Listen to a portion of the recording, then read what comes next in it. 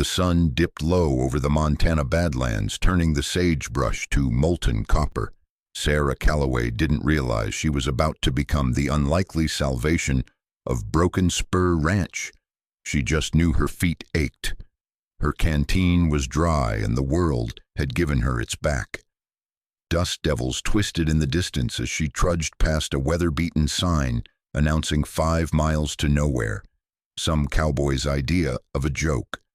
Her denim jacket was frayed at the seams, her braid half unraveled like her luck. The only thing of value she carried was her pa's old hunting knife, strapped to her belt like a promise. Jesse McAllister was elbow-deep in fixing a busted corral gate when he saw her. At first, he figured the heat had finally fried his brains. Hallucinations didn't usually limp. But then she staggered, catching herself on a fence post like it was the last upright thing in the world.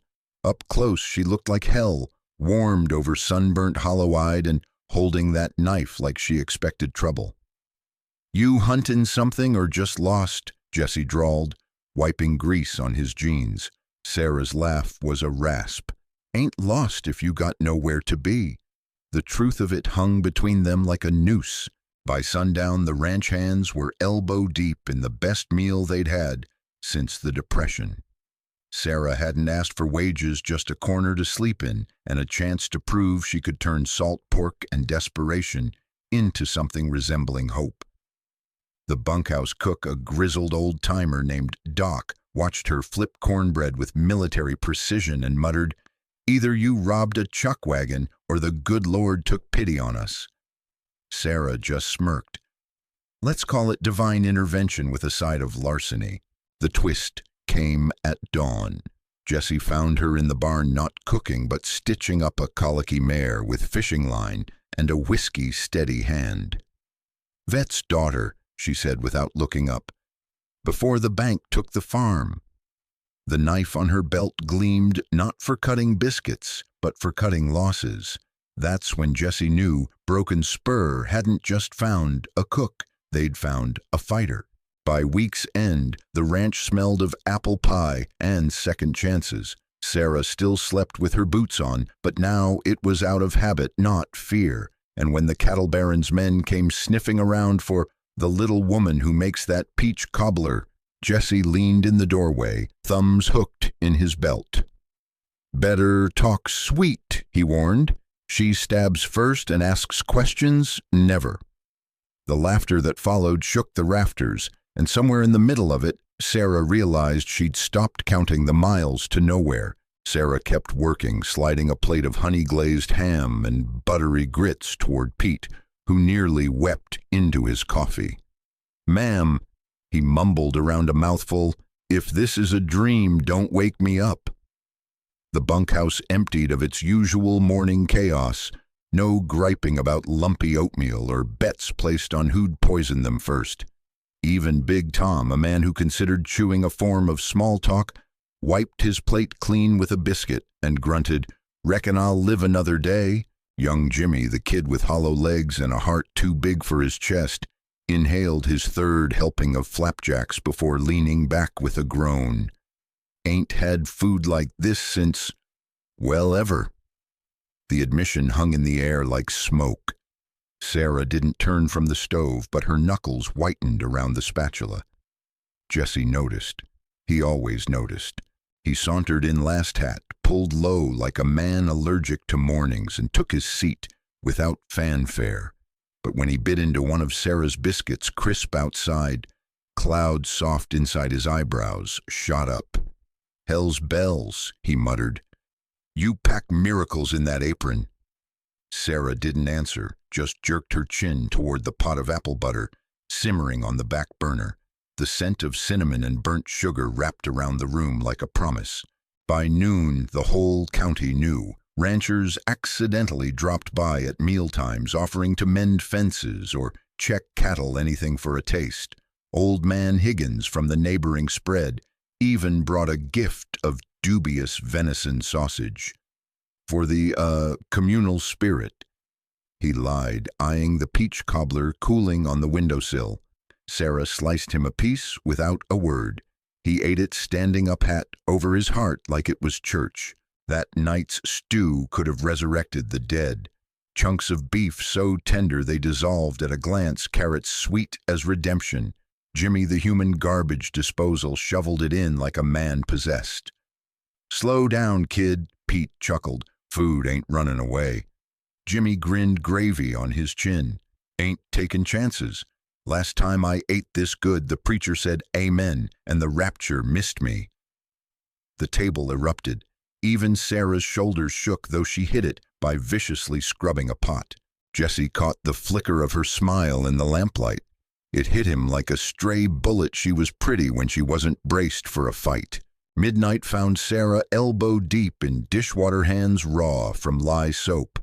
The kitchen was her confessional, steam for incense, scrubbing for penance. Jesse leaned in the doorway watching. "Boys, it'd help if you asked," he offered. She didn't look up. "Ain't their mess." He moved closer, boots quiet on the worn boards. "Ain't yours either." Then the twist. A crash outside. A shout. Sarah's knife was in her hand before Jesse could blink her back against the wall like a cornered wolf. The door flew open, revealing not bandits but a drunken cowboy waving a bottle. "Heard the food's free," he slurred. Silence. Then Jesse drawled, "Buddy, you're about to discover the concept of to-go boxes, and it's gonna hurt." Sarah didn't stab him, but her laughter, when it came, was sharp and bright as the blade in her grip. Jesse filed that sound away under miracles I didn't earn. By dawn, the drunk was gone, courtesy of a well-placed boot. The kitchen was spotless, and Sarah, for the first time in living memory, sat at the table with the others, a cup of coffee between her palms. She didn't say much. Didn't need to. The way Jimmy slid the last biscuit toward her said it all. Sarah's sleeve slipped as she reached for a cast-iron skillet, revealing a twisted scar that ran up her forearm like a lightning strike. Jesse's coffee cup froze halfway to his lips. "Hellfire," he muttered. "That's no cooking burn." She yanked her sleeve down, but not before little Samuel gasped. "Did a dragon bite you, Miss Sarah?" The kitchen went quiet enough to hear the bacon grease crackling. Sarah's jaw tightened. Then, against all odds, she snorted. "Worse. A stovepipe fell on me during a tornado." Samuel's eyes went round as biscuits. "Did it hurt worse than stepping on a Lego?" This time Jesse spit his coffee. Mrs. Harlow looked ready to faint, but Sarah surprised them all. She crouched to Samuel's level, rolling up her sleeve again. "See these bumps? That's where the doc sewed me up with fishing line." The boy touched it reverently. "Cool." Jesse saw his opening. "Bet you 10 cents she got that scar wrestling a grizzly for the last biscuit." Sarah shot him a look that should have peeled paint. But Samuel was already spinning tales about Miss Sarah the Dragon Slayer, flower flying as he waved his arms. Mrs. Harlow exhaled slowly. "You've got the patience of a saint." Sarah stood abruptly, scrubbing at an invisible spot on the counter. "Saints don't stab people who steal their pie." That's when the widow noticed the salve jar by the flour bin, the one with Jesse's whittled initials on the lid. Her eyebrows climbed. Jesse suddenly found the ceiling fascinating. "Doc's recipe," he mumbled, "for, splinters." The afternoon sun slanted through the window as Samuel helped shape rolls, creating doughy monstrosities that resembled armadillos more than bread. Sarah didn't correct him, just slid the pan into the oven beside the perfect ones. Later, when the widow tried to pay with eggs, Sarah pushed the basket back. "Keep 'em. Kid earned his keep." Mrs. Harlow's eyes gleamed. "He's got a knack for breaking ice, doesn't he?" As their wagon rattled away, Jesse leaned against the porch post. "Fishing line, huh?" Sarah watched Samuel's straw hair bounce with each bump in the road. "Closest thing to the truth I got." The twist came at supper. Jimmy burst in, waving a wanted poster. "Ain't this the feller who—" Jesse kicked him under the table. Too late. Sarah's face went bone white. The sketch showed a man with a snake tattoo coiling up his neck. Silence, thicker than gravy. Then Samuel piped up from his perch on a flour barrel. "That man's ugly. His mama must have fed him possum milk." The tension shattered like dropped china. Even Sarah choked on a laugh. But when Jessie caught her eye over the boy's head, the unspoken message was clear. The dragons weren't all in fairy tales. That night, Sarah didn't bolt the kitchen door. Small progress.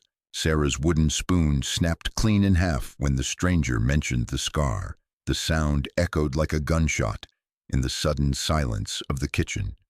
Through the window, she watched Jesse shift his weight just slightly until his body blocked the path to the door.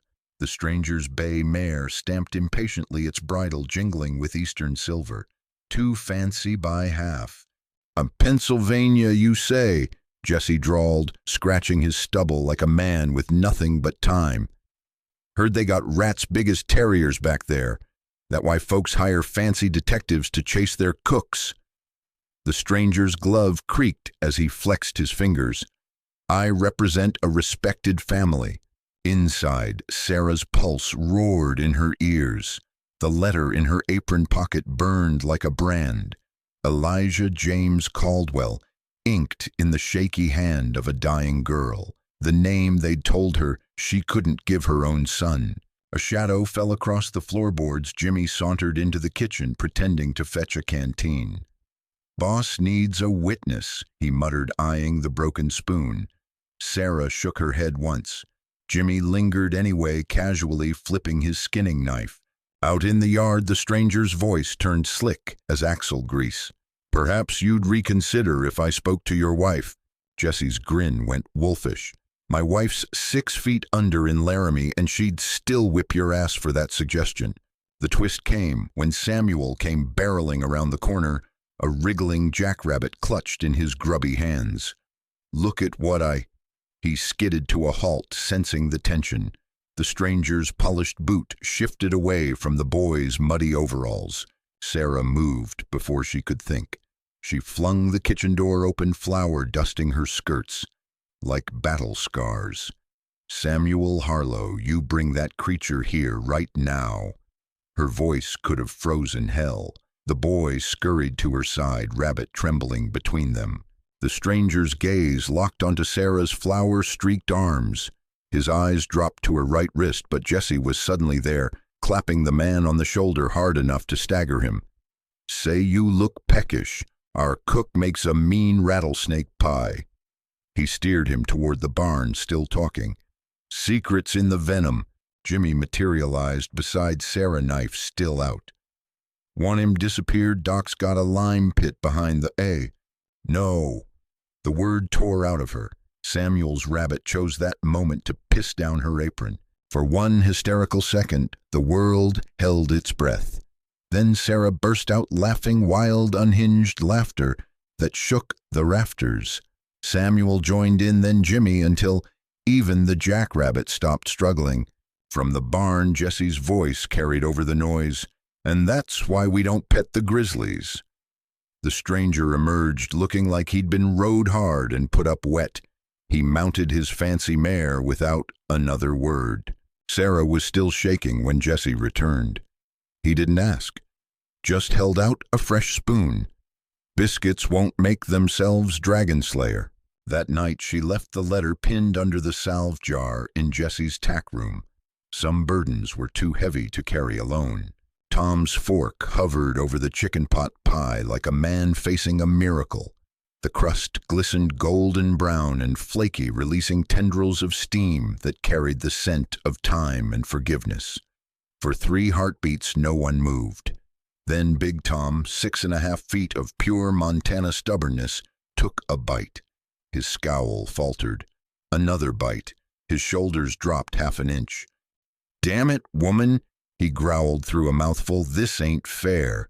But he was already shoving the plate toward Clay, the new hand. "Eat before I change my mind." The tension cracked like the pie crust. Soon the table was a chaos of passing plates and stolen biscuits. Clay, his ears still pink, mumbled thanks to Sarah through a mouthful of gravy. She shrugged. Pie fixes most problems. The rest require whiskey. Jesse chose that moment to stroll in, took one look at the scene, and deadpanned, "Either we're bribing the jury or someone died." He snagged a biscuit midair when Jimmy tossed it. "Wait, chicken pot pie for breakfast." He eyed Sarah. "You are plotting something." Sarah wiped her hands on her apron, leaving flour streaks like battle paint. "Heard the new boys from Boston. Figured he'd faint if I served steak and eggs." Clay choked on his coffee. "How did you—" "Boots." She pointed to his spotless, barely broken-in leather. "Only a city boy polishes work boots, and you hold your fork like it might bite back." The table erupted. Even Tom guffawed when Clay sheepishly admitted he'd been a banker's son. "Pa said hard labor would build character." "Character," Jesse crowed. "Son, by week's end, you'll be picking cactus needles out of places you didn't know you had." Sarah slid a second helping onto Clay's plate. "Eat up, banker boy. Today Tom's teaching you to rope." Tom's grin turned feral, with left-handed knots. The twist came at noon. Sarah was elbow-deep in bread dough when the widow's wagon rattled into the yard again, this time with Samuel waving a crumpled poster. "Miss Sarah, the bad man's pictures at the post office." The kitchen went dead silent. Sarah's hands stilled in the dough. Jesse plucked the poster from the boy's grip. The sketch showed the slick detective now labeled "Wanted for Fraud and Impersonation." Below, in smudged print, known to target women fleeing abusive situations. Samuel tugged Sarah's apron. "Sheriff says he's a liar, says you can stay forever now." Sarah's knees nearly buckled. The weight that had pressed on her chest since Pennsylvania dissolved like sugar in hot coffee. When she finally looked up, Jesse was leaning against the doorframe, arms crossed. "Well, Dragon Slayer, you sticking around to corrupt these heathens." She flung a handful of flour at him. It missed spectacularly, dusting Clay instead. "Welcome to Broken Spur," Jesse said, clapping the spluttering city boy on the back. "Where the food's lethal and the women deadlier." That night, Sarah sat at the head of the table for the first time, Samuel asleep in her lap, the wanted poster nailed to the wall like a trophy. The letter about Elijah remained in Jesse's tack room, but now when she thought of her son, it was with something softer than pain. Somewhere between the pot pie and the pardon, she'd stopped being a runaway. She was home. The choir launched into Amazing Grace, their off-key enthusiasm making up for lack of polish. Sarah sat rigid in the back pew, her borrowed gloves strangling her fingers. Then little Samuel twisted around in the front row, spotted her, and beamed like she'd hung the moon. His gap-toothed grin undid her. Halfway through the hymn, the church doors banged open. The detective from Pennsylvania stood there, hat in hand, sweat staining his fancy collar. Every head turned. The preacher's voice faltered. Sarah's body went cold. But before she could bolt, Jesse stood slow as molasses in January, blocking the aisle. "Well, look what the cat dragged in," he drawled. "You here to repent or just ruin everybody's Sunday?" The detective's eyes darted to Sarah. "I only want to talk." "Funny." Jesse cracked his knuckles. "That's what rattlesnakes say right before they bite." A ripple of laughter broke the tension. Even the preacher smirked. Then Mrs. Harlow stood smoothing her skirts with deceptive calm. "Sheriff," she called sweetly, "this gentleman seems confused about how we treat strangers in Montana." The sheriff, who'd been dozing behind the pulpit, jerked awake, hand on his revolver. The detective paled. "There's been a misunderstanding." "Sure has." Jesse stepped closer. "You misunderstood what happens to varmints who chase good women." The twist came when Samuel piped up, "Mama says liars get boils on their tongues." The congregation erupted. The detective backed toward the door like a scalded dog.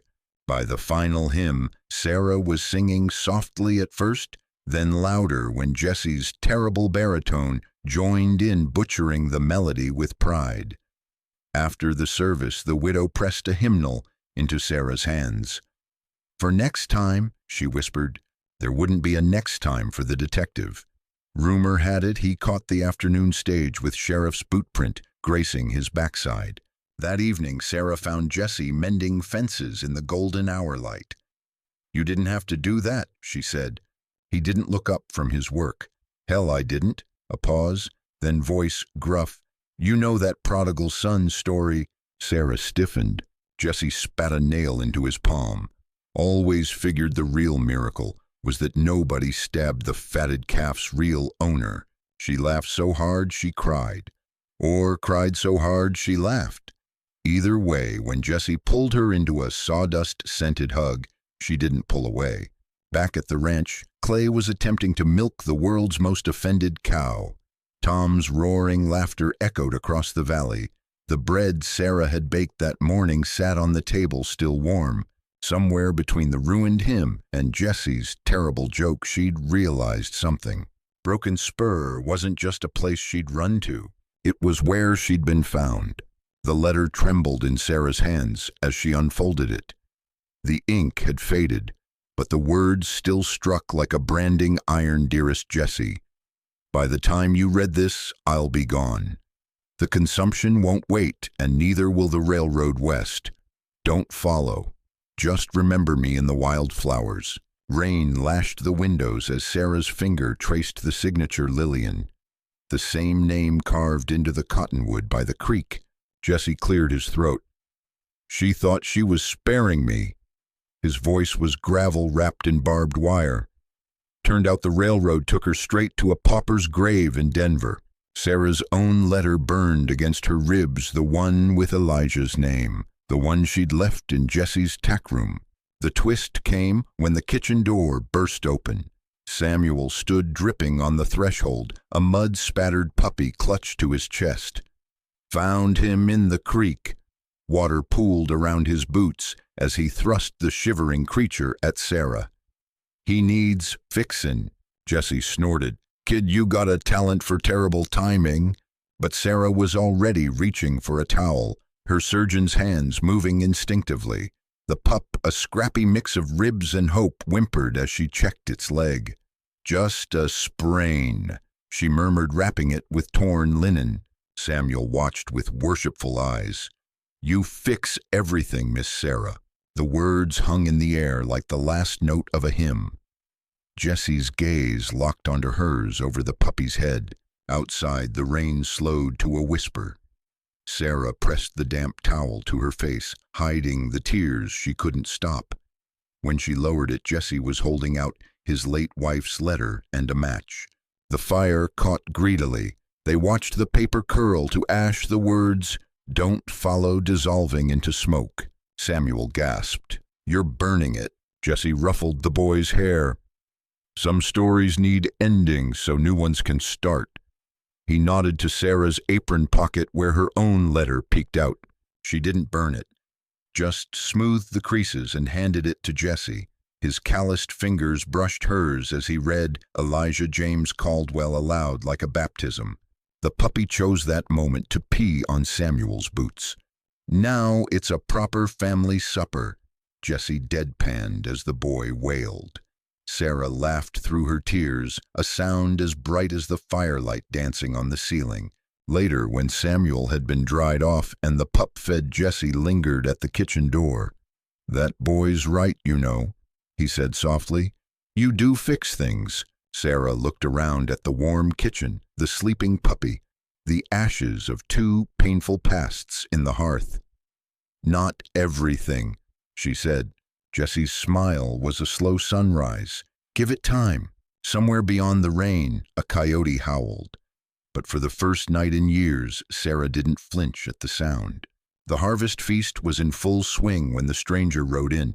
Not the slick detective this time, but a gaunt man with hollow eyes and Sarah's husband's whiskey-soured voice. "Well, ain't this quaint?" he drawled, swaying in the saddle. The barn fell silent. Sarah's wooden spoon hit the floor with a clatter.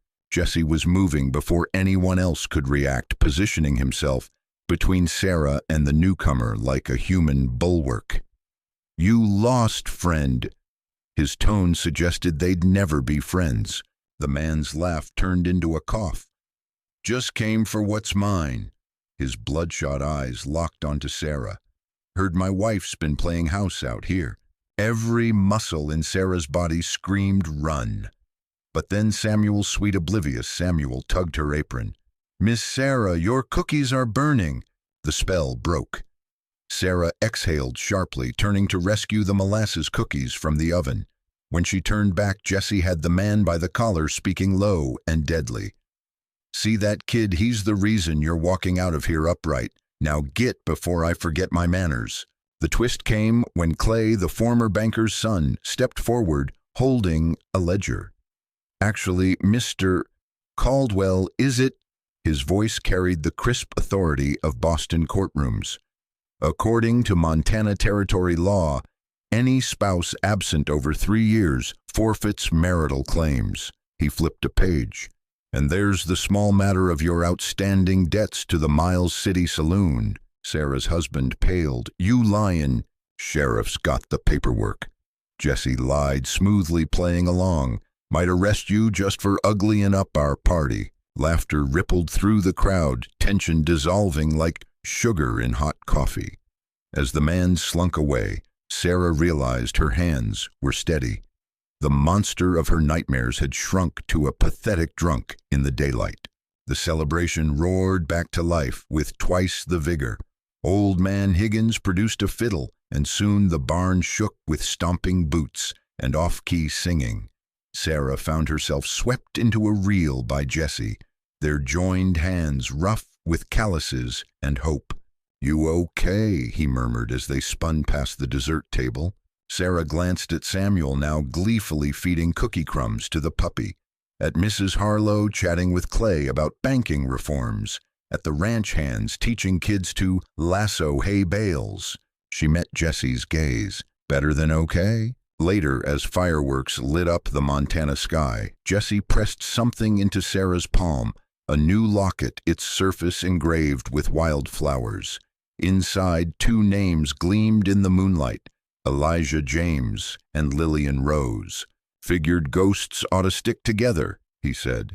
Sarah fastened it around her neck, the metal warm against her skin. Somewhere in the crowd, Samuel whooped as a firework exploded into a shower of gold. The past hadn't disappeared, but for the first time the future outshone it. The eggs sizzled in the skillet as Sarah reached for the pepper, only to find Jesse already holding it out, their fingers brushing in the quiet kitchen. A year ago she'd have flinched. Now she just rolled her eyes when he waggled his eyebrows. "You're insufferable before coffee," she muttered, sprinkling pepper with exaggerated care. Jesse leaned against the counter, watching snowflakes melt against the window. "Doc says we're in for a real blizzard." His tone was light, but Sarah caught the edge beneath the ranch boss, calculating hay stores and frozen water troughs. She slid 2 extra slices of bacon onto his plate. "Then you'll need fortifying." The twist came when the door burst open, revealing Samuel bundled like a tick about to pop. "Miss Sarah, the puppy found a dinosaur in the barn." He brandished a frozen cow patty with reverence. Jesse choked on his coffee. "That's a fossil," Sarah cut in, grabbing the specimen with a dish towel. "Let's study it outside, shall we?" She shot Jesse a look that promised violence if he laughed. They were still debating cow pie paleontology when the widow arrived, her wagon piled with quilts. "Thought you might need these?" she said, nodding toward the gathering clouds. Storms coming faster than expected.